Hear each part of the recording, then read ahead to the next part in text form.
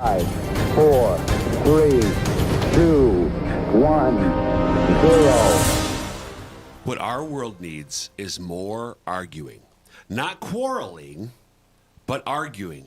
What's the difference and why do we need more arguing? That's what we're going to be talking about today on Ignition. Welcome to the show. I'm your host, Dr. Chris Bergwald, and we want to set your faith ablaze so that you might live the adventure that comes from a relationship with Jesus Christ. Before we get into today's topic, we want you to know that we love listener feedback. So if you've got questions about today's episode or if you have ideas for future episodes, please contact us. The easiest way to do so is by email, and the address is ignition@sfcatholic.org. Again, ignition@sfcatholic.org. I'm joined in the studio, finally, after like a month, by one of my regular co-hosts, Renae Kranz. Renae, Robin Bruggeman's been here for like 4 episodes in a row. Like, when is I actually was missing you. I mean, stop it. So, maybe some of your listeners were missing me, but you, no. Not so much. You don't think I was missing you? Just in case somebody's new to the show, Robin, Renae.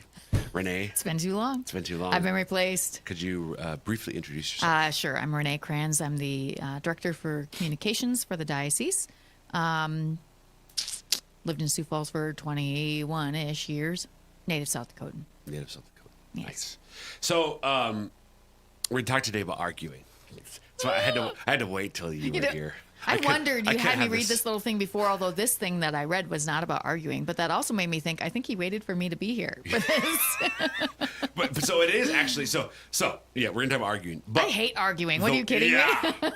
The way we're getting into this topic, listeners, is Renae and I are going to be discussing an article, an essay by David Fagerberg. So David Fagerberg is a theologian, recently retired from teaching at University of Notre Dame. He is a convert from Lutheranism. I don't know. I don't know the details of this part of his story. I've met him a time or two. Really great guy. But he's a convert from Lutheranism, became Catholic many, many years ago now. His area of work is actually liturgical theology. I love his books. He's one of my favorite living theologians.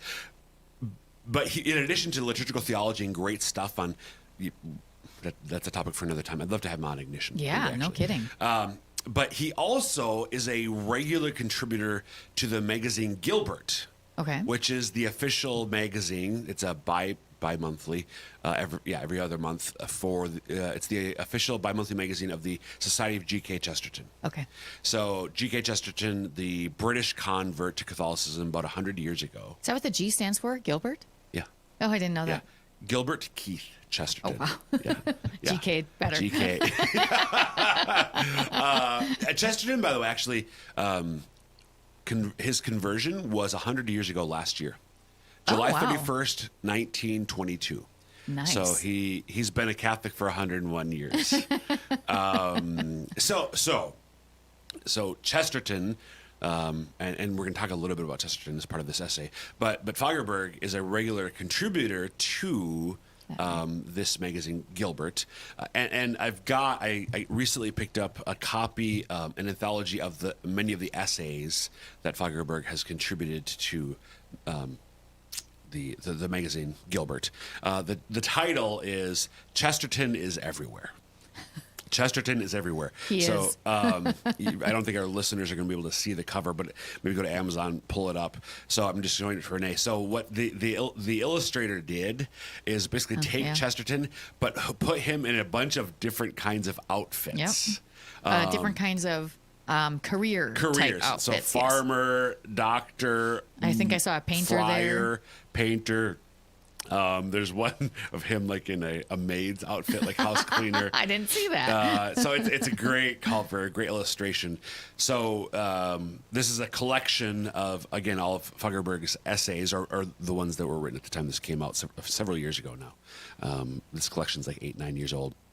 And they're sorted into themes. Okay. And one of the themes is happiness, but I'll come back to that in a little bit. So it's a collection of essays that Fagerberg has written in the spirit and style of Chesterton. Typically, Chesterton gets mentioned in these. Sure. And I don't know if it's with been with you. I think on Ignition, Renae, before I've talked how I've really become fascinated by GK Chesterton in the last few years. I really think that Chesterton is a man, if not the man for our times, because in so many ways he anticipated over 100 years ago some of the things that are just going on in Western society. He's British, and unfortunately, in a lot of ways, what's the trend, societal and cultural trends throughout the Western world, Europe is on the leading edge. And that's not really a good thing in this case because the trends are downward. I don't know. America is not doing a very good job herself right now. No, right. But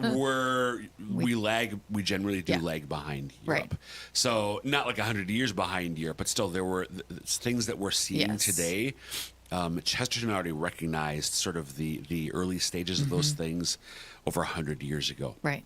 And one of the big things that I've really come to appreciate about Chesterton is how he was fascinated by everything.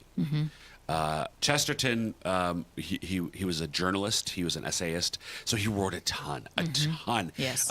Just recently, somebody published a bibliography of his writings. The bibliography. So that's a bibliography. So each entry is just the title and where it was published in the year, the basic bibliographical information. The bibliography for G.K. Chesterton's writings is 3 volumes, and I'm pretty sure that each of them are a couple inches thick. I thought you were going to say much less than that. No. That's crazy. No, massive. Well, because a lot of it are this essays. This is like an Aquinas level of writing. He was so prodigious. Not so like a difference between him and Thomas. Yes, different level. Yeah. Well, no, in the sense of like Thomas's individual works could be massive. Right. Most of Chesterton's individual works were small. Most of his writings are essays. Right. He wrote a number of books as well, but they're not like huge books. Right. But he just wrote, even though it's essays instead of long books, he wrote a ton of essays, a ton of articles, such that his bibliography itself is just a huge. Right.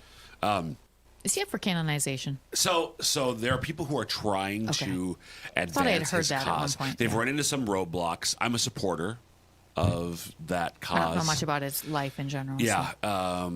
So he was fascinated by everything. So he was a journalist and essayist, and he was infamously. So you as an editor would probably have hated to have Chesterton. It'd be a love-hate thing because you might love what he contributed, but he always was pushing the deadline.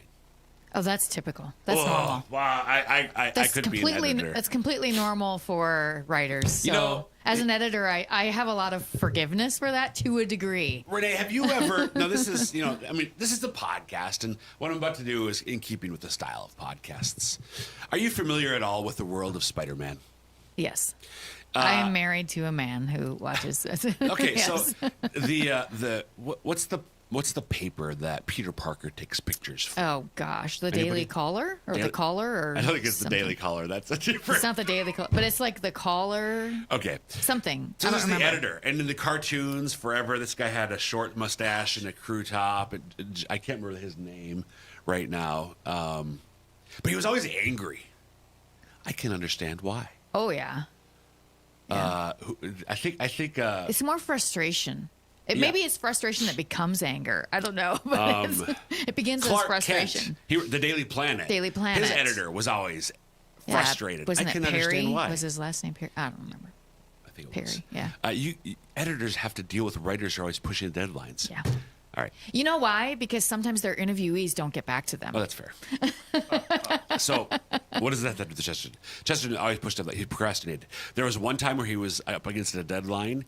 He wrote a compelling This is for me typifies Chesterton.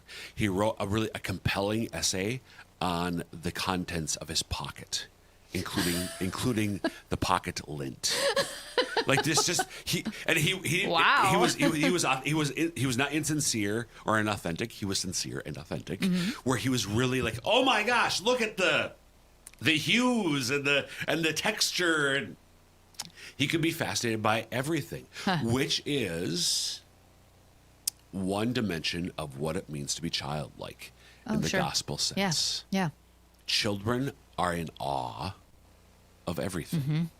And as we become older, for most of us, by the time we graduate high school, we become a little bit jaded and worldly. Just a little. Where we've lost, even by 18, that awe and wonder. And so what happens? Oh, I'm bored. GK Chesterton was never bored. Right. Because he saw the profundity, the depth of pocket lint. Let alone more significant things. And I really think that's what we need. That's why we need the spirit of GK Chesterton today, because our biggest problem today, I've said this for a long time, is indifference and apathy. Yeah. It's not atheism, it's apatheism. Right. Yeah. Bishop Barron, brilliant theologian, he's a technical term for this. I'm going to spell it out. MEH period. Meh. Meh. That's the modern heresy is meh. Meh. Our problems today are just indifferent. Whatever. Well, and I think part of that comes from comfort. We have far too much comfort. Sure. So, because in the 1920s and before and after, not as much comfort as we have now. Right. Some. Yes. Yep. But the comfort drives you to apathy because you're like, I don't have to do anything. And so we're always trying to entertain ourselves and find something. Yes. So this is one of Chesterton has many famous lines. He really does address profound concepts. He was a brilliant thinker, but his writing. And some people actually don't recognize the depth of his thinking because the writing is so catchy.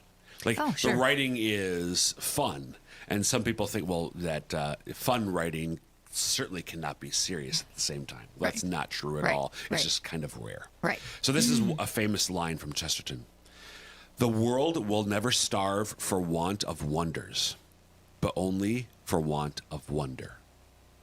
Yeah.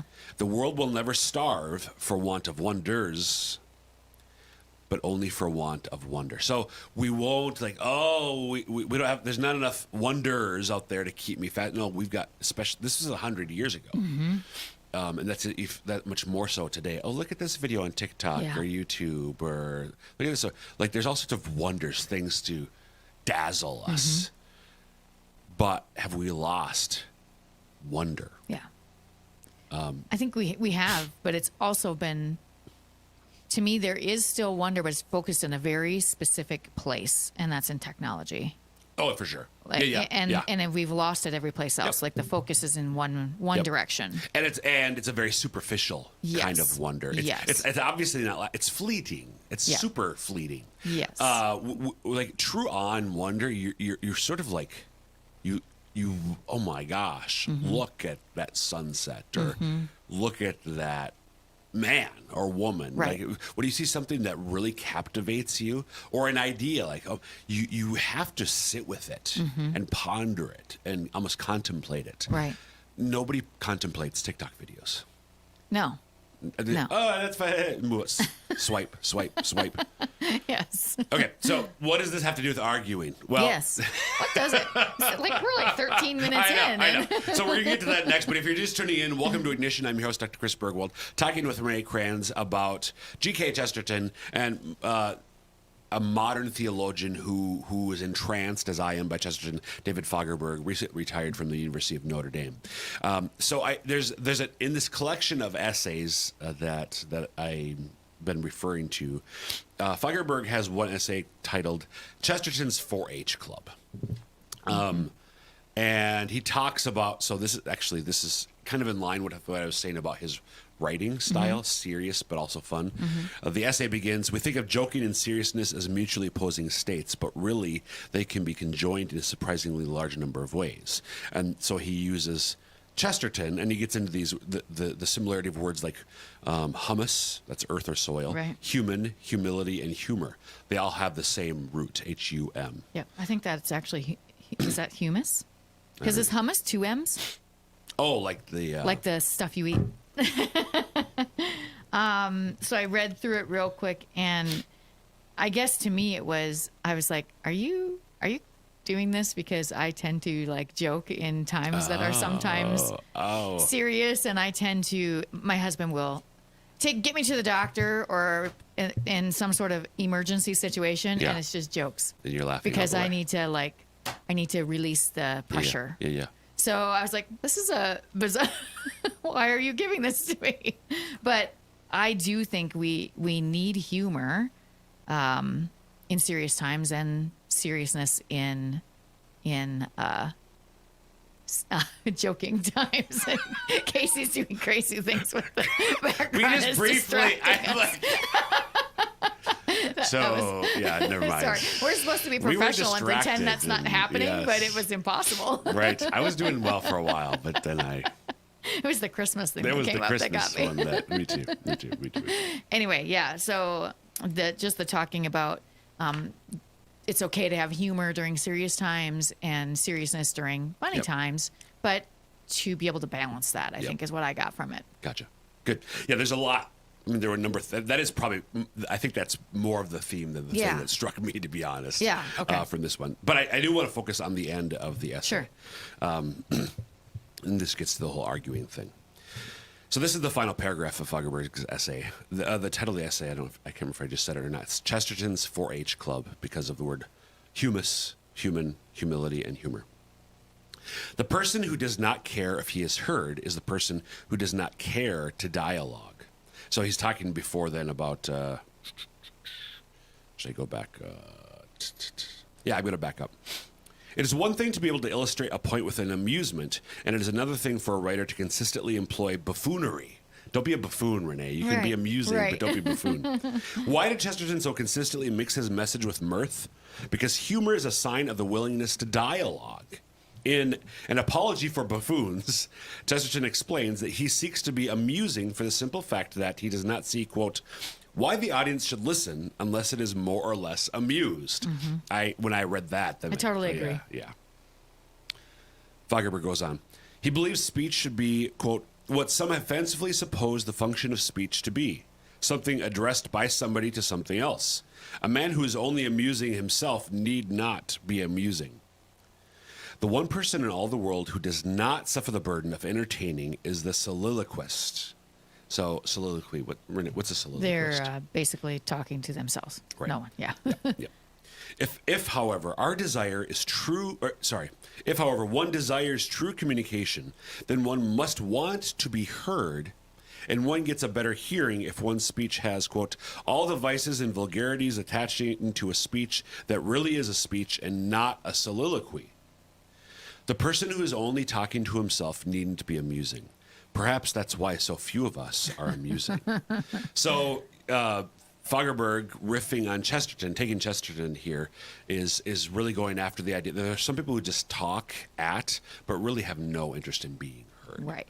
And Chesterton Or hearing would someone say- else. Right. Right. Both. Right. Chesterton, what Fagerberg and Chesterton probably both say, how do you know that? Because they don't try to make it interesting, fun, Right. and amusing. Right. The person who does not care if he is heard is the person who does not care to dialogue. The person who does not care if he dialogues corrodes the bonds of conversation with caustic remarks. I'm going to reread that sentence. The person who does not care if he dialogues corrodes the bonds of conversation with caustic remarks. Chesterton said, quote, it is generally the man who is not ready to argue who is ready to sneer. That is why, in recent literature, there has been so little argument and so much sneering. Wow, that sounds like now. I know. Oh That's my what gosh. I know. Neither Moore, Thomas More, who was mentioned earlier, neither Moore nor Chesterton were caustic. They were polemicists, yes, but their arguments contained humility and humor, which continued to the end of their life. And unlike us, they did not sneer at any of their opponents. Moore did not even condemn the king who killed him. So the reason, as you said, this is one way, again, where Chesterton was way ahead of his time. I mean, what he was writing was true Right. in his early time. 20th century England. It's definitely true everywhere in the West, including in our country today. Yeah. So that line, it is generally the man who's not ready to argue is ready to sneer. That is why in recent literature there's been so little argument and so much sneering. I absolutely think that that's the case today. Yeah. So I think it's always been the case, probably to an equal amount, but now you see it more because there's more ways to see and hear other people's thoughts. Online and so on. I think it's true that we're more aware of all the sneering. I don't think it was as true in the past, because I think in the past people actually did argue. So That's probably true. So arguing as opposed to sneering, or arguing as opposed to quarreling. My kids several years ago, when they were they took a class on logic in a homeschool context, and they were like in elementary school, and they learned very quickly the difference between, in a philosophical sense, an argument and a quarrel. Sure. Quarreling is just like, oh, you're stupid. Oh, that's dumb. You big fat head, that sort of thing. Wow. Like name calling Right, and that sort of right. thing. That's quarreling. Yeah. Akin to sneering. Sneering Right. is even sharper. An argument, in the true sense of the word, is about ideas. Right. It's not personal. It's really, and you can be passionate. I Right. mean, It's the about two offering of us, proof for right, your ideas. exactly, Yeah. like making a case and so on. And I really do think so. In order to argue, you have to be able to think. Yes. And that's why I would disagree with part of your statement. I think that there was more argument, even intense argument, in the past than today. In the past, yes. About his time, I don't know. I mean, I didn't live yeah. then, so I don't know. Yeah, that's Certainly yeah. during the founding of our country. Yep. I think certainly then. Yeah, and before then. But in the last 100-ish years, the Yeah, it's just level like- of discourse thinking kinda crashed. has crashed. So today you see a lot of yelling, a lot of sneering, but not a lot of argument. Right. Right. And that's what struck me about this line. And we really, we're both familiar with this phrase, healthy ideological conflict, Right. which is a phrase. Patrick Lencioni, who's a sort of a business consultant, Right. corporate American consultant, and he does some work in the church world as well. But he talks about the importance of, in the context of people working together, you have to hash out ideas. Yeah. You have to put it all on the table, quote unquote, hats off, where it doesn't matter what your role in on the team is. We want to talk through what's the best idea for this whatever we're discussing in the moment, this problem, this challenge we've got. What's the best solution to it? So let's hash it out. Right.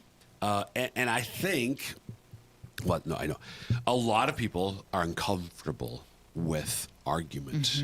But argument in the true sense, you don't need to be. Argument is important. Yeah. Because I might have an idea, and I've thought it through, and I think it's right, but maybe I've missed something, and you could help me. Yeah, Right. but have you thought about this? Right.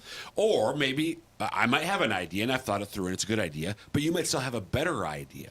But it's only by hashing it out that we're going to figure out what the best solution is. That's just in the context of people working together. Right. Society in general, our common life together, we need to do that as well. Ironically, I think one reason why there's, relatively speaking, so much division in our society today, in our country today, is because people don't argue. Right.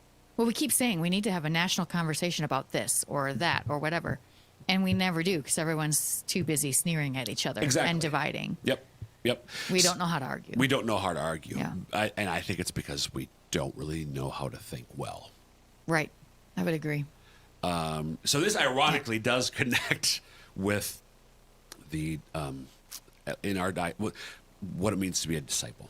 We have in our diocese we have our diocesan vision, lifelong Catholic missionary discipleship through God's love, and I really think that part of being a disciple, a missionary disciple, is the ability to think well and to argue well. So you can see that there's an obvious connection here. If I'm talking to somebody about the Catholic faith or about Jesus Christ, and they have a question, I need to take their question seriously, and I need to respond to it effectively. Right. That requires good thinking and, in the best sense of the word, the true sense of the word, good argumentation skills. Right. But to be a missionary disciple means, just more broadly, among other things, we live in this world. We're called to be faithful citizens. Right. So, especially as lay people, we're called to do our part in the world, which means engaging in the issues of the day. And I think one of the best things we can do when it comes to engaging in the issues of the day is to just exemplify and model good thinking and good arguing. Yeah. So I we agree. got a couple minutes left. Any thoughts? That I've done a lot of talking. Sorry. Welcome back. Just shut up and listen to me, soliloquize. Well, I think that a good example of that in the Catholic world is the Catholic Answers Live program that's on RPR from 5 to 7 when you're going home driving in your car. They do a really good job of making their argument, but doing it with humility and grace and gentleness to the people they're talking to. And even sometimes those conversations are difficult, but they're a really good example of how to do that it's just one example. Right. So I think that has helped me in listening to that. Think, I need to have a gentler approach to the way I do that. Yep. That's a great example. To the point of sort of the more broad application, people joke all that, how when families get together, holidays or summer reunions, maybe a bit more fitting right now. 4th of July passed a month or so ago, but they sometimes can be uncomfortable because things like religion and politics come up. But I've long said, especially about religion, no, we should be comfortable talking about it. We should be able to talk about this stuff and politics. We need to be able to talk about it. So I think the reason why we're uncomfortable doing that is because we don't know how to argue. We don't know how to make our case or respond to other people's case without falling into sneering. So I don't want to sneer at my cousin. Right. And to avoid sneering at my cousin, I'm just not going to say anything because I don't actually know how to make a good intellectual case. Right. I'm convinced about what I believe. I really think I'm right. But I don't know how to make the case for it. I'm afraid of sneering, so I just won't say anything. Right. That's what I found that a good first step is to ask questions. Yes. Because if you don't know what they really believe, it's really hard to Completely make the agree. argument. And Fagerberg kind of made that point with quoting Chesterton, the importance of dialogue. Yeah. Being heard, but also hearing the other. I think, and one important way to do it is, what do you actually really think? Right. Like I think I know what you think, but I should clarify that and Yes. make sure I'm right. Define terms, those kind of things. That's right. So let's argue more, Renae. Okay, let's do it. Sounds good. All right, folks, that will wrap up this episode of Ignition. Again, you can email us at ignition@sfcatholic.org with questions about today's episode or ideas for future ones. Until next time, may God bless you.